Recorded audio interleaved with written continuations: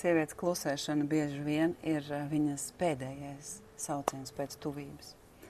Ka viņa pārstāja meklēt kontaktu, viņa pārstāja inicēt kontaktu, viņa pārstāja uzrunāt sevi, visu laiku parādīt. Ievainots vīrietis uztver to, ka es neesmu viņai vairs vajadzīgs. Bet patiesībā sieviete ir nogurusi būt neredzama, nedzirdama, nesatikta, neuzklausīta.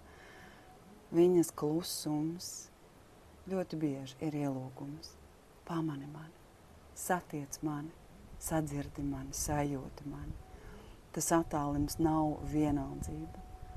Tas ir uzaicinājums panākt tuvāk. Un tikai nobriedis, pieaudzis vīrietis ir spējīgs izkāpt no tās ievainotā bērna pozīcijas un panākt tuvāk un būt līdzās. Un iziet cauri tam mirklim, kā divi skaisti, izauguši, pilnvērtīgi, brīvi cilvēki.